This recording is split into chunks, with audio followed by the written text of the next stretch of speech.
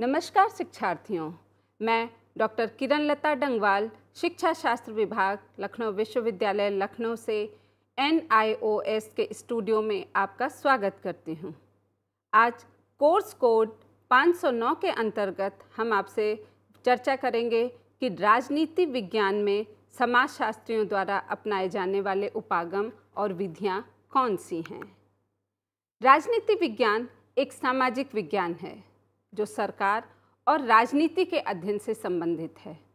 अनेक विद्वान प्राचीन काल से ही राजनीति शास्त्र को एक विज्ञान के रूप में स्वीकार करते आए हैं। राजनीति शास्त्र के जनक अरस्तु ने सर्वप्रथम राजनीति शास्त्र को सर्वश्रेष्ठ विज्ञान कहा था। अपने राज्य विषयक अध्ययन में अरस्तु ने वैज्ञानिक पद्धतियों का सहारा लिया था। राजनीति विज्ञान का अध्ययन नीति शास्त्र, दर्शन शास्त्र, इतिहास एवं विधि शास्त्र आदि की अवधारणाओं के आधार पर ही करने की परंपरा थी। आधुनिक समय में इसे न केवल स्वतंत्र विषय के रूप में स्वीकारा गया, अपितु सामाजिक विज्ञानों के संदर्भों में भी इसका पर्याप्त विकास हुआ है। राजनीति विज्ञान का अध्ययन आज के संदर्भ में पहले की अपेक्षा एक ओर जहाँ अत्यधिक महत्वपूर्ण है, वहीं दूसरी ओर अत्यधिक जटिल भी है। राजनीति विज्ञान का महत्व इस तथ्य से प्रकट होता है कि आज राजनीतिक प्रक्रिया का अध्ययन राष्ट्रीय और अंतर्राष्ट्रीय दोनों प्रकार की राजनीति को समझने के लिए आवश्यक है। राजनीति विज्ञान की जटिलता उसके अतिव्यापी रूप और उनसे उत्पन्न स्वरूप एवं प्रकृति से जुड़ी हुई है और आज राजनीति विज्ञान राजनीतिक और गैर राजनीतिक दोनों प्रकार के तत्वों से संबंधित है। राजनीतिक तत्व जो होते हैं, अगर हम उनकी बात करें तो प्रत्यक्ष रूप से राजनीतिक प्रक्रिया में जो सम्मिलित होते हैं या संचालित करते हैं, और इस दृष्टि से राजनीतिक विकास के अंतर्गत जो चीज़ें आती हैं वो है राज्य सरकार, सरकारी संस्थाएं, चुनाव प्रणाली, राजनीतिक व्यवहार। ये सब राजनीतिक तत्वों के अंतर्गत आते हैं। और जब हम गैर राजनीतिक तत्वों की बात करते हैं, यानी कि गैर राजनीतिक तत्व अप्रत्यक्ष रूप से राजनीतिक प्रक्रिया को चलाने में योगदान देते हैं और इस कारण राजनीति को सही समझ इनको समन्वित करके ही प्राप्त की जा सकती है। इसी उद्देश्य से राजनीतिक अध्ययन में समाज, अर्थव्यवस्था, धर्म, संस्कृति, भूगोल, विज्ञान व तकनीकी, मनोविज्ञान व इतिहास जैसी सहयोगी तत्वों को पर्याप्त महत्व दिया जाता है। तो अब बात करते हैं कि राजनीति विज्ञान में अपनाए जाने वाले विभिन्न उपागम कौन से हैं। जब हम राजनीति विज्ञान के विभिन्न उपागमों की बात करते हैं तो पहला उपागम उसमें आता है परंपरागत उपागम। ईसा पूर्व 6ठी शताब्दी में 20वीं सदी में लगभग द्वितीय महायुद्ध के पूर्व तक जिस राजनीतिक दृष्टिकोण का प्रचलन रहा, उसे अध्ययन की सुविधा से हम परंपरागत राजनीतिक उपागम कहते हैं। इसे आदर्शवादी या शास्त्रीय दृष्टिकोण भी कहा जाता है। परंपरागत राजनीतिक सिद्धांत के निर्माण व विकास में अनेक राजनीतिक विचारकों का योगदान रहा है, जैसे कि प्लेटो, अरस्तु, सिसरो, ऑगस्टीन, इस तरह के बहुत सारे जो विचारक रहे हैं उनकी हम इस उपागम के अंतर्गत चर्चा करते हैं। और आधुनिक युग में भी अनेक विद्वान परंपरागत दृष्टिकोण के समर्थक माने जाते हैं, जैसे कि लियो स्ट्राड, एरिक वोगुलिन, ऑगस्टस आदि। प्राचीन यूनान और रोम में राजनीतिक सिद्धांत के निर्माण के लिए दर्शन शास्त्र, नीति शास्त्र, तर्कशास्त्र, इतिहास व विधि की अवधारणाओं को आधार बनाया गया था। और मध्यकाल में मुख्यतः ईसाई धर्मशास्त्री दृष्टिकोण को राजनीतिक सिद्धांत के निर्माण का आधार बनाया गया। जब हम 6ठी शताब्दी की बात करते हैं या 6ठी सदी में पुनर्जागरण आंदोलन ने बौद्धिक राजनीतिक चेतना को जन्म दिया था और साथ ही साथ राष्ट्र राज्य अवधारणा को जन्म दिया। और 18वीं सदी में औद्योगिक क्रांति ने राजनीतिक सिद्धांत के विकास को नई गति प्रदान की। 19वीं सदी में इसके जो विधिक, संवैधानिक, संस्थागत, विवरणात्मक एवं तुलनात्मक पद्धतियों पर विशेष बल दिया गया। परंपरागत राजनीतिक उपागम में राजनीतिक सिद्धांत के निर्माण के लिए मुख्यतः दार्शनिक, तार्किक, नैतिक, ऐतिहासिक व विधिक पद्धतियों को अपनाया गया था। परंपरागत सरकार एवं उनके वैधानिक अंगों के बाहर व्यवहार में सरकार की नीतियों एवं निर्णयों को प्रभावित करने वाले सामाजिक राजनीतिक तथ्यों के अध्ययन पर बल दिया गया। राजनीतिक दल एवं दबाव समूहों के साथ औपचारिक संगठनों के अध्ययन पर बल देते हैं। इसने उन सामाजिक आर्थिक परिस्थितियों एवं आंदोलनों के अध्ययन पर भी बल दिया जो स्पष्टतः सरकार के औपचारिक संगठन से बाहर तो होते हैं, किंतु उनकी नीतियां एवं कार्यक्रमों को प्रभावित करते हैं। अब हम बात करते हैं कि जो परंपरागत राजनीति की विज्ञान की जो विशेषताएं क्या होती हैं। परंपरागत राजनीति विज्ञान दर्शन और कल्पना पर आधारित होता है। परंपरावादी विचारक अधिकांशतः दर्शन से प्रभावित रहे हैं और इन विचारकों ने मानवीय जीवन मूल्यों पर ध्यान दिया है। जो परंपरागत राजनीति विज्ञान के चिंतन की जो प्रणाली है वो निगमनात्मक है और इसमें प्लेटो का विशेष महत्व रहा है। प्लेटो के अतिरिक्त रोमन विचारक सिसरो और मध्य युग में सेंट ऑगस्टिन के चिंतन में परंपरागत राजनीति विज्ञान की भी जो स्पष्ट झलक दिखती है। और जो आधुनिक युग में परंपरागत राजनीति विज्ञान के जो प्रबल समर्थक रहे हैं वो भी काफ़ी संख्या में रहे हैं। जैसे जब हम बात करते हैं जैसे Rousseau, Kant, Hegel, Laski, Oxford आदि अन्य विचारकों की जब हम बात करते हैं तो उनकी रचनाओं में भी प्लेटो के विचारों की स्पष्ट झलक दिखाई देती है। तो अभी तक हमने बात की कि राजनीति विज्ञान के परंपरागत उपागम क्या हैं और अब चर्चा करते हैं कि राजनीति विज्ञान का आधुनिक उपागम। आधुनिक काल में परंपरागत राजनीति विज्ञान की अध्ययन सामग्री एवं राज्य संबंधी अवधारणाओं की कटु आलोचना हुई है और आलोचकों के अनुसार राज्य व राजनैतिक संस्थाओं की परिधि से परे भी कुछ प्रक्रियाएं एवं परिवेश देखने को मिलता है जिसके अध्ययन की उपेक्षा राजनीति विज्ञान की गरिमा और उपयोगिता के लिए ठीक नहीं मानी जाती है। इस मत के प्रतिपादक ये मानते हैं कि सभी समाज विज्ञानों की प्रेरणा स्रोत व अध्ययन का केंद्र बिंदु मानव व्यवहार है और राजनीति विज्ञान सामान्यतः मानव व्यवहार के राजनीतिक पहलू का अध्ययन है। Walter, Woodrow Wilson, Lord Bryce आदि ने राजनीति के यथार्थवादी अध्ययन पर बल दिया और ग्राहम बालस, आर्थर बेंटले, कैटलिन और लॉसवेल ने मानव एवं उसके व्यवहार के अध्ययन पर बल दिया। विश्व स्तर पर हुए इस गंभीर परिवर्तन ने मानव समाज और संस्कृति की परंपरागत अवधारणाओं के स्थान पर नई अवधारणाओं को जन्म दिया। जैसे कि द्वितीय महायुद्ध के पश्चात इस वातावरण में चार्ल्स मैरियम के जो उनकी रचना थी न्यू एस्पेक्ट ऑफ पॉलिटिक्स में राजनीति विज्ञान के अध्ययन हेतु नवीन एवं वैज्ञानिक तकनीकों का प्रयोग किया गया और उसका पूर्ण समर्थन भी किया गया। तो अगर हम पारंपरिक और आधुनिक उपागमों की तुलना करें तो हम कह सकते हैं कि जो राजनीति विज्ञान को राज्य और उसके सरकारी संस्थानों के अध्ययन के रूप में परिभाषित करता है वो पारंपरिक उपागम है और जो राजनीतिक विज्ञान को राजनीतिक व्यवहार की गति और निर्णय लेने के अध्ययन के रूप में परिभाषित करता है वो आधुनिक उपागम। इसके अतिरिक्त राजनीति के औपचारिक तंत्र पर केंद्रित सरकार, संस्थान, संविधान आदि की चर्चा हम पारंपरिक उपागम के अंतर्गत करते हैं और राजनीति को एक गतिविधि या एक प्रक्रिया के रूप में अगर हम देखते हैं तो वो आधुनिक उपागम के अंतर्गत आता है। इसी प्रकार से राजनीतिक चिंतन का एक जो व्यक्तिगत सैद्धांतिक और उद्देश्य को जो बताता है उसके कार्य के रूप में परिभाषित करता है वो पारंपरिक उपागम के अंतर्गत आता है। दूसरी ओर राजनीतिक विज्ञान को एक उद्देश्य, विज्ञान प्रक्रिया और प्रक्रिया की ओर जो उन्मुख करता है या परिभाषित करता है वो आधुनिक उपागम के अंतर्गत आता है।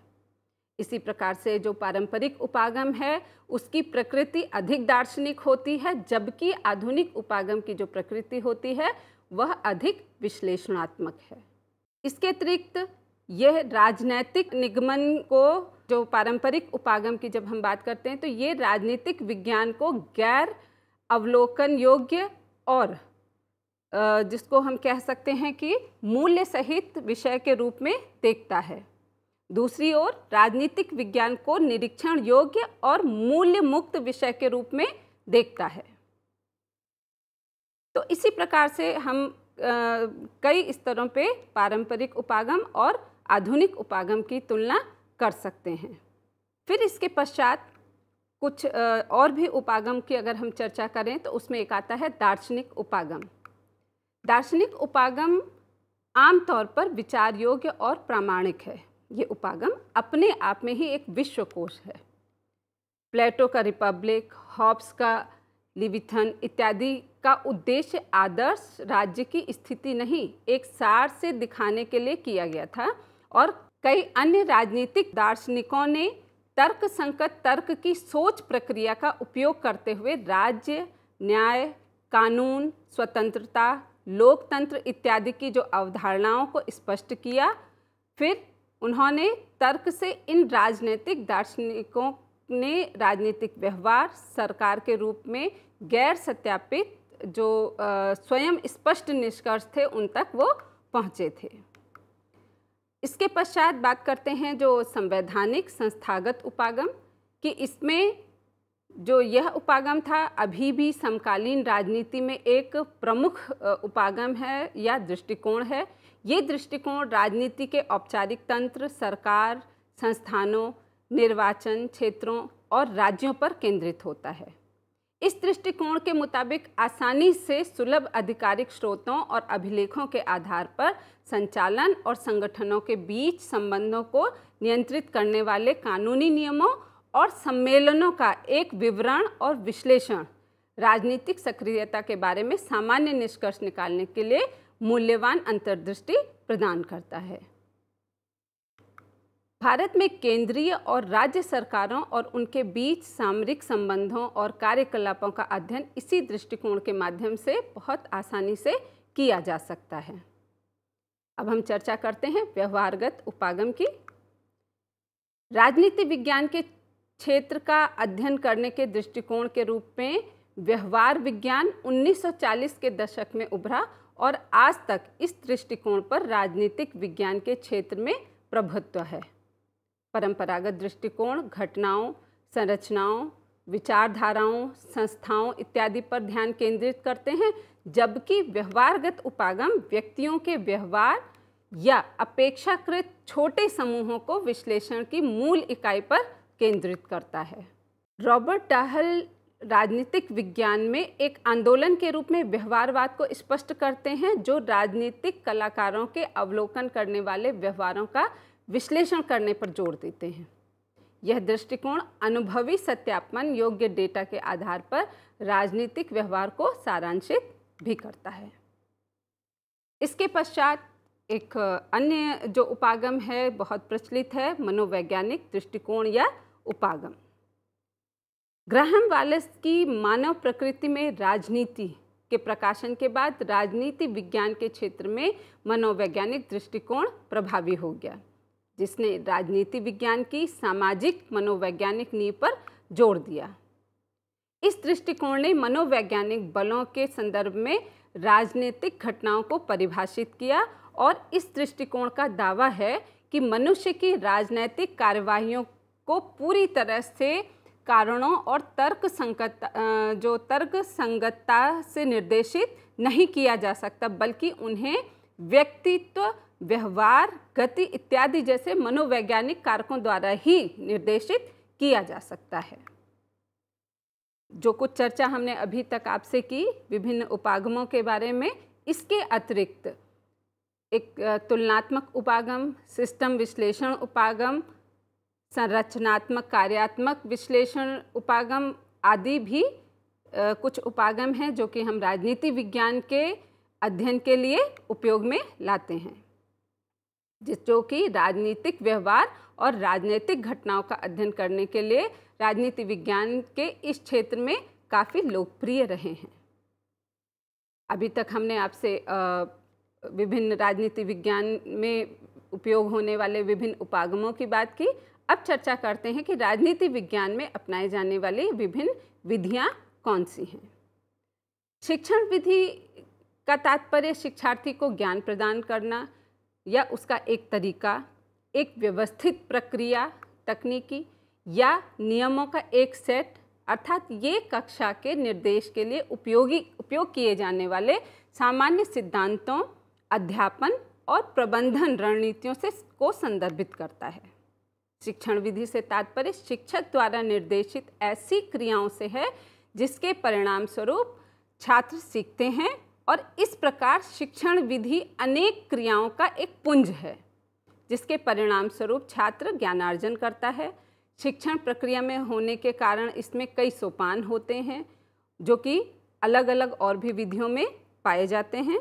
तो आज हम जो बात करेंगे वो राजनीति विज्ञान में के संदर्भ में कि राजनीति विज्ञान में ऐसी कौन सी विधियां हैं जिसके द्वारा हम राजनीति विज्ञान के विषय को विद्यार्थियों को बहुत अच्छी तरह से पढ़ा सकते हैं।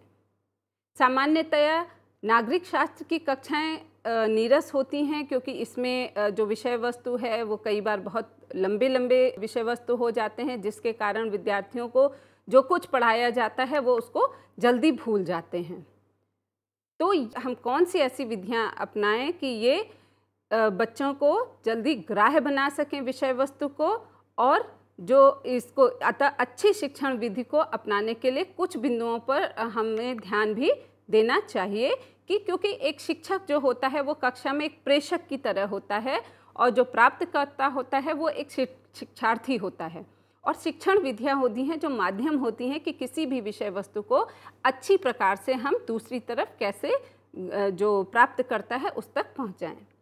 तो जब हम शिक्षण विधियों को अगर हम कुछ भागों में विभाजित करें तो दो प्रकार की शिक्षण विधियां होती हैं, जो एक तो होती है जो शिक्षक केंद्रित होती हैं और दूसरी शिक्षार्थी केंद्रित। शिक्षक केंद्रित जो विधियां होती हैं उसमें परंपरागत शिक्षण विधियां होती हैं।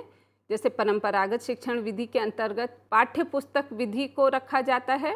परंपरागत रूप से एक साधन के रूप में इसका प्रयोग किया जाता है और इसके अंतर्गत व्याख्यान विधि निर्माता के रूप में भी जो शिक्षक है वो अपनी भूमिका का निर्वहन करता है। तो जब हम शिक्षक केंद्रित परंपरागत विधियों की बात करते हैं तो उसके कुछ विशेषताएं होती हैं कि जो परंपरागत विधियां होती हैं वो शिक्षक केंद्रित होती हैं। इसमें चॉक और टॉक तरीके का प्रचलन ज़्यादा होता है। संगठित कक्षाएं होती हैं। सहयोग और समूह से सीखने की इसमें कमी दिखाई देती है। अवधारणाओं को समझने के बजाय परीक्षाओं और परिणामों पर इस पर अधिक बल दिया जाता है। इसी प्रकार से शिक्षार्थी केंद्रित कुछ विधियां हैं जिनको कि हम आधुनिक शिक्षण विधियां भी कहते हैं।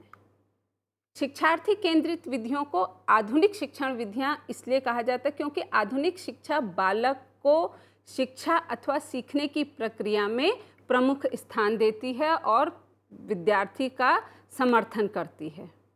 जब हम आधुनिक शिक्षार्थी केंद्रित विधियों की बात करते हैं तो उसकी कुछ विशेषताएं होती हैं, जैसे कि वो प्रौद्योगिकी संचालित कक्षाएं होती हैं। हम उसमें अधिक से अधिक श्रव्य दृश्य सामग्री का प्रयोग करते हैं और इसमें निरंतर एक व्यापक मूल्यांकन चलता रहता है। और ये जो विधि होती हैं इसमें ज़्यादातर चीज़ें हम विचार विमर्श पूछताछ पर आधारित होती हैं, प्रश्नोत्तर विधि पर आधारित होती हैं, जिससे बच्चे को जो विषय वस्तु है वो आसानी से समझ में आ सके। अवधारणाओं को समझने पर इसमें जोर दिया जाता है। जीवन के साथ पाठ्यक्रम को जोड़कर पढ़ाया जाता है। जीवन कौशल और मूल्यों पर जोर दिया जाता है। सहयोगपूर्ण सीखना होता है और विभेदक शिक्षा, यानी कि सभी बच्चों के स्तर को ध्यान में रखकर उसमें विधियों का प्रयोग किया जाता है। फिर इसके अंतर्गत गतिविधि आधारित शिक्षा होती है और अंतः विषय सीखना भी इसमें आसानी से हो जाता है। इसमें समस्या समाधान आधारित भी शिक्षा होती है। तो अब बात करते हैं कि कुछ विशेष ऐसी कौन सी विधियां हैं जो कि राजनीति विज्ञान को पढ़ाने में बहुत ही सहायक और रोचक होती हैं। जैसे इसमें से है एक कथात्मक विधि। कथात्मक विधि कथा या कहानी हम कह सकते हैं कि कहानी विधि से पढ़ाना स्वाभाविक और प्रभावशाली भी होता है, क्योंकि ये एक वर्णनात्मक विधि है और छोटे बच्चों के लिए तो ये अत्यंत उपयोगी होती है। प्लेटो ने भी छोटे बच्चों के लिए इस विधि को उत्तम विधि बतलाया था, क्योंकि ये बच्चे स्वभाव से ही कहानी प्रेमी होते हैं और जो कुछ उनको कहानी के रूप में समझाया जाता है बच्चे उसको बहुत आसानी से समझते हैं। राजनीति विज्ञान पढ़ाते समय कुछ खास विषय जो कि थोड़े नीरस होते हैं, उनको बच्चों को यदि जल्दी समझाना है तो हम उनको कहानी विधि के द्वारा पढ़ा सकते हैं, जिसको कि वो बहुत अच्छी तरह से ग्राह्य कर सकते हैं। लेकिन एक बात का ध्यान रखना भी अति आवश्यक है कि कहानी कहना भी एक कला है। जब बच्चों को हम कहानी विधि से पढ़ाते हैं तो एक स्वाभाविकता उसमें होना आवश्यक है, जिससे कि बच्चों को पढ़ाते समय वो विषय वस्तु प्रभावशाली बन सके। प्लेटो ने भी इस छोटे बच्चों के लिए इसको बहुत उपयोगी तो बतलाया ही था, और साथ में ये भी कहा था कि कोई भी विषय वस्तु अगर नीरसता की तरफ जा रही है तो उस विषय वस्तु को और भी प्रभावशाली और विभिन्न, यानी हम मस्तिष्क में किस तरह से एक चित्रण कर सकते हैं कहानी के रूप में बच्चों के समक्ष, इस पर भी बल दिया जाता है, जिससे कि उनमें कौतूहल जागृत हो सके और वो उस विषय वस्तु को बहुत अच्छे से प्रस्तुत या समझ सकें। घटनाओं के आधार पर लिखी हुई जो कहानियाँ होती हैं वो वास्तविक कहानियों के चित्रण का निर्माण कर सकती हैं। अगर हमें उन्हें नागरिक शास्त्र संबंधी कोई भी ऐसा विषय, उदाहरण स्वरूप गांव के पंचायत का कोई दृश्य समझाना है, या हमें उन्हें परिवार की परिभाषा समझानी है, या परिवार से बाहर के समाज के विषय में समझाना है, तो छोटी छोटी कहानियों के रूप में हम इन चीज़ों को प्रस्तुत कर सकते हैं। इसके पश्चात जब हम राजनीति विज्ञान के शिक्षण विधियों की बात करते हैं तो व्याख्यान विधि भी एक रोचक और अच्छी और प्राचीन और प्रचलित विधि है। व्याख्यान विधि जितनी भी हमारी अभी तक की शिक्षण विधियां रही हैं उसमें प्राचीनतम है, बहुत सरल है, इसके लिए बहुत अधिक प्रयास करने की आवश्यकता नहीं पड़ती है। जरा से प्रयास से शिक्षक इसको एक बहुत अच्छे से प्रस्तुतिकरण कक्षा में कर सकता है। राजनीति विज्ञान को पढ़ाते समय अध्यापक सामान्यतः व्याख्यान विधि का सर्वाधिक प्रयोग करते हैं, और व्याख्यान विधि मुख्य उद्देश्य जो होता है व्याख्यान विधि का वो है बच्चों को ज्ञान देना और उन तक सूचना पहुंचाना। इस विधि में राजनीति के विभिन्न पाठ पढ़ाते समय अध्यापक उचित स्वर व गति में पाठ्यवस्तु को मौखिक कथनों के माध्यम से व्यक्त करते हैं, और व्याख्यानों को सुनकर छात्र राजनीति विज्ञान व उसके विभिन्न विषयों या उसके विभिन्न प्रकरणों को अच्छी प्रकार से समझ सकते हैं। इसके पश्चात प्रश्नोत्तर विधि, यह विधि भी राजनीति शास्त्र विषय को पढ़ाने के लिए बहुत अच्छी विधि होती है।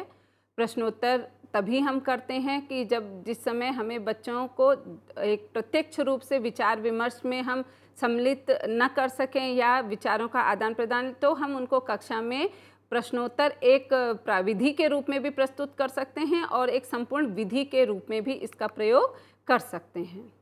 इस विधि में छात्र शिक्षक की अध्यक्षता में दिए गए विषय के विभिन्न पक्षों पर संक्षेप में भाषण भी तैयार कर सकते हैं और फिर उसके पश्चात उस विषय को ग्राह्य बना सकते हैं। इसके पश्चात एक विधि है जिसमें हम करके सीखना, जिसको कि राजनीति विज्ञान पढ़ाते समय हम बहुत अच्छे से उपयोग कर सकते हैं।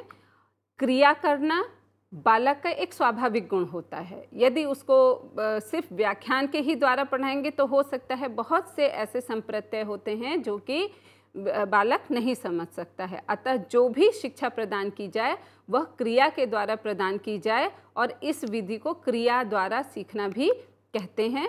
और शिक्षा में क्रिया को प्रधानता देने वाले जो प्रथम शिक्षा शास्त्री कमेनियस थे, उन्होंने इस विधि को बालक केंद्रित विधि भी कहा है, क्योंकि इसमें बालक को प्रधानता दी जाती है। बालक इसमें अपनी गति से, अपने समय से चीज़ों को सीखने का प्रयास करता है, यानी स्व अनुभव से वो ज्ञान प्राप्त करता है। और आजकल की जो सर्वाधिक व्यापक शिक्षण पद्धति है, सिद्धांत है, वो करके सीखना यानी लर्निंग बाय डूइंग। अतः रूसो से लेकर मॉन्टेसरी और डिवी तक शिक्षा शास्त्रियों ने बच्चों की ज्ञानेंद्रियों को अधिक कार्यशील बनाने और उनके द्वारा शिक्षा देने पर अधिक बल दिया था। इसके अलावा दत्त कार्य विधि, दत्त कार्य शैक्षिक क्रियाओं को शिक्षा देने का मुख्य साधन होता है और यह कक्षा के कमरे में या उसके बाहर दूसरे दिन के कार्य की तैयारी के रूप में भी कराया जा सकता है। मनोवैज्ञानिक रूप से दत्त कार्य सीखने की क्रियाओं के लिए अभिप्रेरणा प्रदान करता है और दत्त कार्य की ओर वांछित अभिवृत्तियों को स्थापित करता है और सीखने की क्रियाओं में विद्यार्थियों का पूर्ण मन के साथ सहयोग प्राप्त करता है। इसके पश्चात एक बहुत ही उपयोगी जो शिक्षण विधि है राजनीति विज्ञान में है, वह है क्षेत्र कार्य। राजनीति विज्ञान के शिक्षण में क्षेत्र कार्य एक महत्वपूर्ण पद्धति है जिसका तात्पर्य होता है कक्षा के बाहर वास्तविक जगत में ले जाकर जीवन की वास्तविक परिस्थितियों में पढ़ाना।